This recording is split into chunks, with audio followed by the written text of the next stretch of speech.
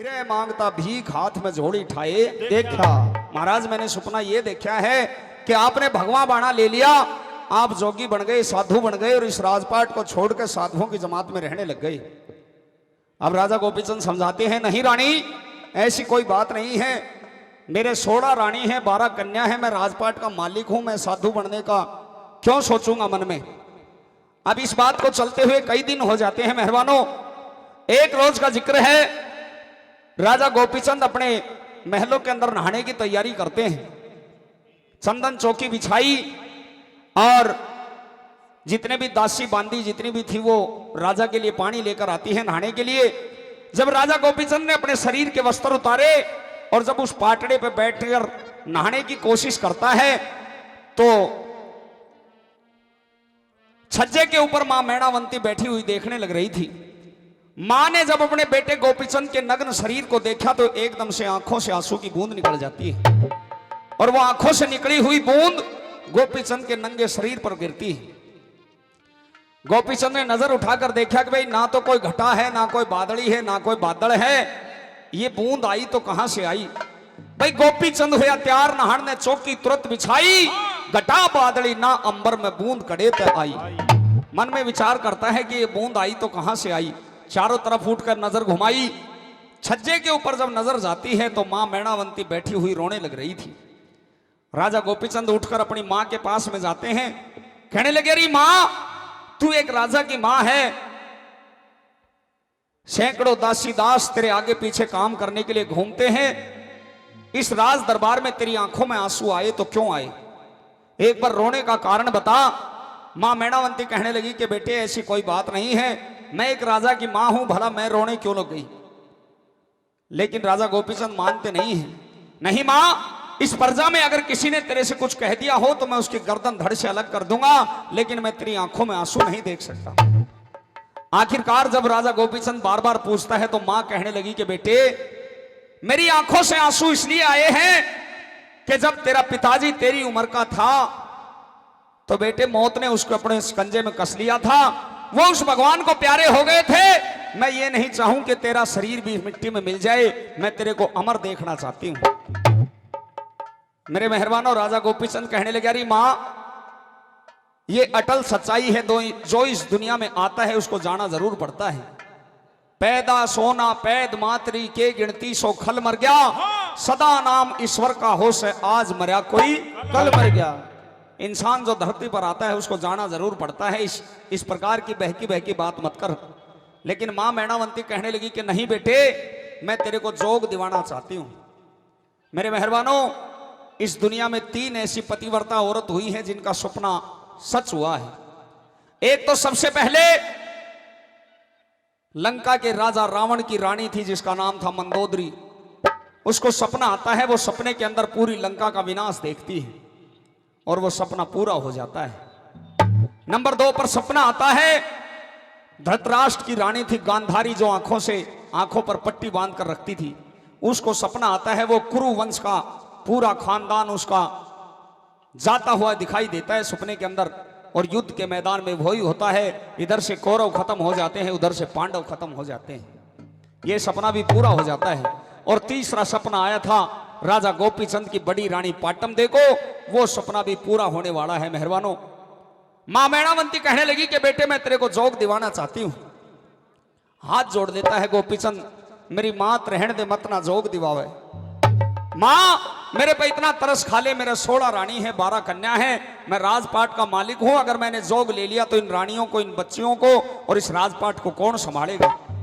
लेकिन मां मैणावंती एक भी बात नहीं सुनती, हाथ पकड़ के राजा गोपीचंद को गुरुजी के डेरे में ले जाती है और जाकर कहने लगी, रे गुरुजी ये मेरा बेटा गोपीचंद है, मैं ये नहीं चाहती कि ये इसकी मृत्यु हो जाए, ये मर जाए, इसको अमर करना है, इसको अपना चेला बना ले, इसका कान फाड़ ले। मेरे मेहरबानों, गुरुजी ने बार बार समझाने की कोशिश की, लेकिन एक भी बात समझ में नहीं आई तो गोपीचंद के कान फाड़ लिए जाते हैं, भगवा बाणा पढ़ा दिया जाता है और अपने डेरे के अंदर राख लिया जाता है। अब मां मैणावंती वापस घर आ जाती है। घर आकर देखा 16 रानी और 12 कन्याओं का रो रो का बुरा हाल है, क्योंकि एक ही तो बेटा था। राजा गोपीचंद अपने बाप का एक बेटा था, नादान उम्र का था जब पिताजी का स्वर्गवास हो गया था। वो 16 रानी, वो 12 कन्याएं रुधन मचाती हैं, रो रो कर सारा जो धारा नगरी थी उसका बुरा हाल हो जाता है। मेहरबानों, वो 16 रानी मां मैणावंती को वापस धक्का मार देती हैं कि जा उस गुरुजी के डेरे पे चली जा और हमारे महाराज को वापस लेकर आ। मेरे मेहरबानों, रोती हुई मां मैणावंती दोबारा गुरुजी के डेरे में जाती है और किस तरह की अरदास लगाती है, मां मैणावंती क्या कहती है और उधर से गोपीचंद क्या जवाब देता है, सुनिए इस रागिनी के माध्यम से। मैडम राधा चौधरी मेरे साथ में होंगी, अगर आपकी तालियों का आशीर्वाद मिल जाए तो आइए राधा चौधरी।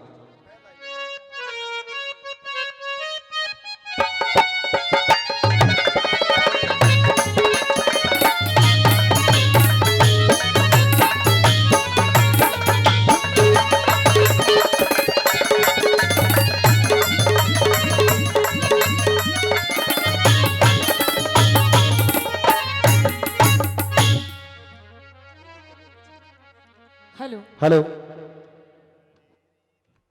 बेटा गोपीचंद, कहिए मां, आज साधुओं की जमात में क्या करने के लिए आई है? मैं मुझसे ये पूछ रहे हो कि मैं यहाँ पे क्यों आई हूँ? मां, जो तेरे मन में बात थी, जो तूने अपने मन में ठान रखा था, वो तूने पूरा कर लिया। उन 16 रानियों के बारे में तूने नहीं सोचा, उन 12 कन्याओं के बारे में तूने बिल्कुल भी नहीं सोचा। आज जब मैं जोगी बन गया हूं, मैंने तेरा कहन पुगा दिया है। आज दोबारा इस धोने पर आकर क्या मांगने के लिए आई है, क्या चाहती है? मुझसे बहुत बड़ी गलती हो गई गोपीचंद। अब मैं तेरे पास में माफी मांगने के लिए आई हूँ, मुझे माफ कर दे मेरे लाल। हे मां, हाँ, मैंने तेरे को बार बार समझाया था कि मां मेरे 12 कन्याएं हैं, 16 रानी हैं। अगर मैं साधु बन गया, अगर मैंने जोग ले लिया, तो इस धारा नगरी का रखवाड़ा कौन होगा? लेकिन तूने मेरी एक भी बात नहीं मानी और आज तू मेरे से माफी मांगने के लिए आई है। हाँ गोपीचंद, तू क्या कहना चाहती है? मैं ये कहना चाहती हूँ कि मुझे माफ कर दे और मेरे साथ अपने घर वापस चल। तेरे से चाहे भूल हुई हो, चाहे गलती हुई हो, या तूने अपने मन में ठान कर मेरे को जोग दिवाया हो, अब जोग ले लिया है मां, मैंने कान पड़वा लिए हैं, मैंने भगवा बाणा धारण कर लिया है। गुरुजी का आदेश लिए बगैर मैं तेरे साथ में वापस नहीं जा सकता। ऐसी बातें मत कर गोपीचंद, मेरी बात जरा ध्यान से सुन। तेरी माँ तेरे सामने कुछ अरदास करना चाहती है। क्या कहना चाहती हो? सुन ले। सुना। सुन।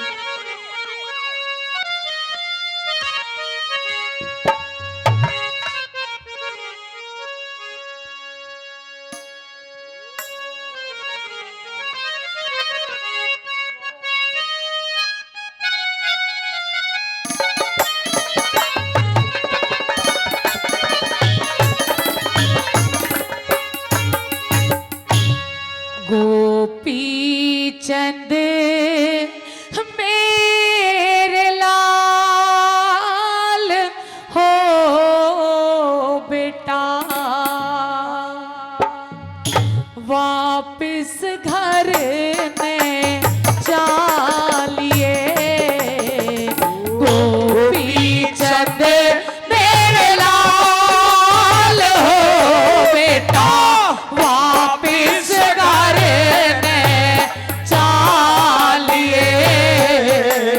गोपीचंद तेरे लाल हो बेटा, वापिस घर में चालिए।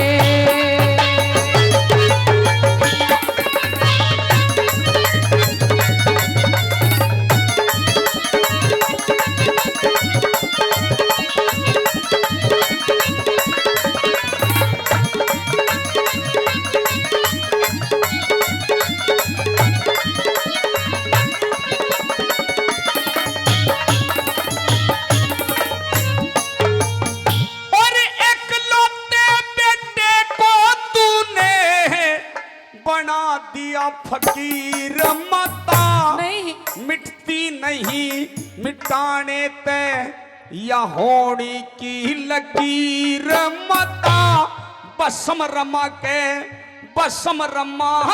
जोगी बन ग्यारी ना चाहिए जागीर माता बसम बना के योगी बन जा ना चाहिए जागीर माता। फिर वापस चाल महल में बेटा, नहीं। वापस चाल महल में बेटा, माँ तेरी समझाती रे नहीं। बिना तुम्हारे देखे मुझको नींद तलक ना आती रे। झूठ। नाने नौ से दूर किया मेरी फाटन लागी छाती रे। नाने नौ से दूर किया मेरी पाटन लागी छाती है।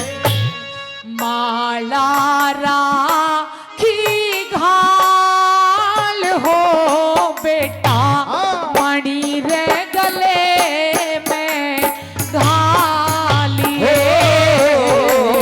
गोपी चंद तेरे लाल हो बेटा, वापिस घर ने चालिए।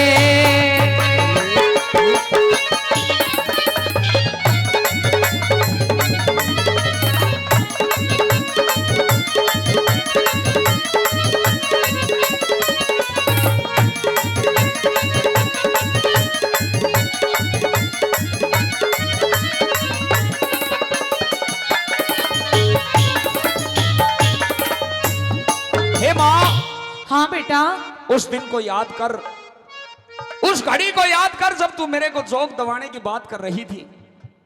माँ, मैंने तेरे को बार बार समझाया, मेरे 16 रानी है, 12 कन्या है। अगर मैं जोगी बन गया, अगर मैं बाबा जी बन गया तो उनका रखवाड़ा कौन होगा?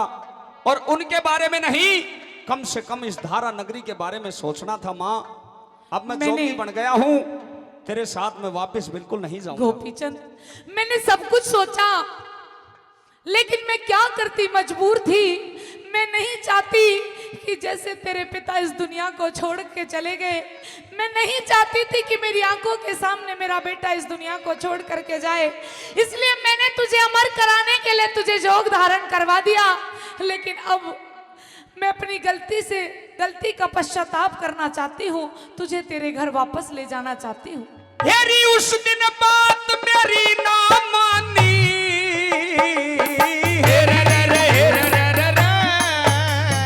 तने उस दिन बात मेरी ना मानी, बहुत घनी समझाई री माता।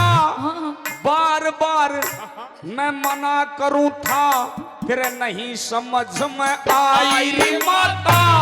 अब तो करूं तेरी, अब तो करूं गुरु की सेवा, इसमें मेरी भलाई माता। अब तो करूं गुरु की सेवा, इसमें मेरी भलाई माता। हेरे उस दिन तो मने ख्याल करयाना, उस दिन तो मने ख्याल करयाना, अकल मेरी चकराई बेटा, हो जा अमर शरीर लाल का, सोचे थी तेरी माई बेटा। के बेरा था जोग दिवा के, मेरे सिर चढ़ जा करड़ाई बेटा। के बेरा था जोग दिवा के, सिर चढ़ जा करड़ाई बेटा। इनका तू कर ले ख्याल हो बेटा, लोग नगर के आलिए। गोपी चंद लाल हो बेटा, वापिस घर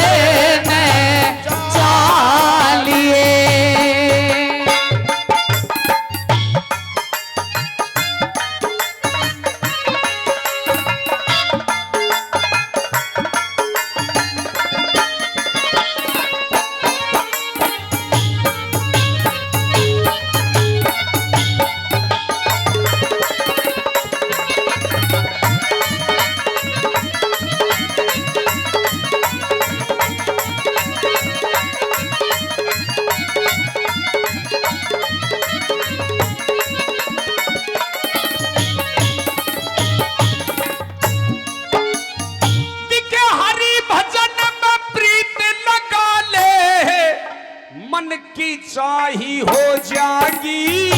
हाँ गोपी चंद तेरा अमर बने या अमर कमाई हो जागी। हरी जैसी इच्छा नहीं। जैसी इच्छा जैसी इच्छा तेरी थी आज पूरी माई हो जागी। और जैसी इच्छा तेरी थी आज वो पूरी माई हो जागी। है रसूल है रानी तेरी महल में, सुनियो सोल है रानी तेरी महल में, रो रो रुदन मचावे रे। अगर नहीं तू चालेगा वो विष खा के मर जावे रे। बार है कन्या बिना बाप के अपनी जान खपावे रे। बार है कन्या बिना बाप के अपनी जान खपावे। हो जागा बुरा हाल हो बेटा, आज्ञा मात की मानिए। गोपी चंद मेरे लाल हो बेटा, वापिस घर में चालिए।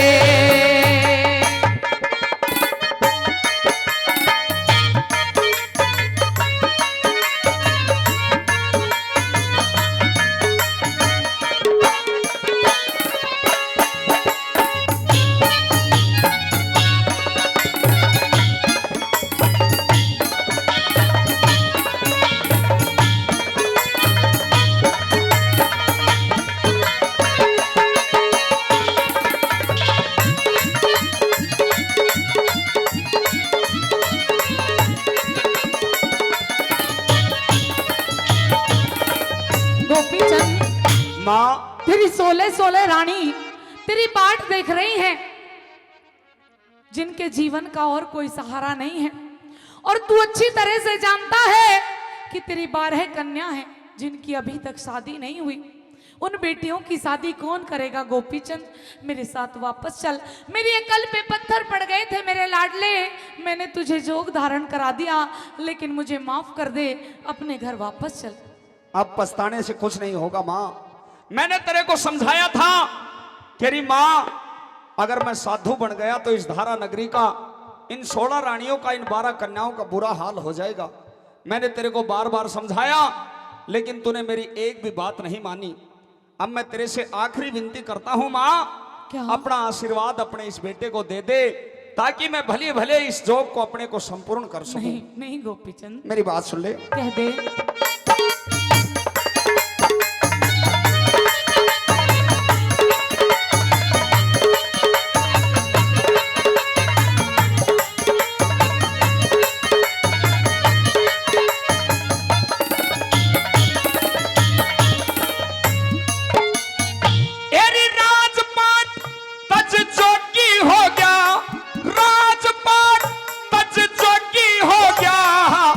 अपना धर्म घटाऊंगा, दे दे आशीर्वाद मात मेरी, कोन्या कूख लजाऊंगा।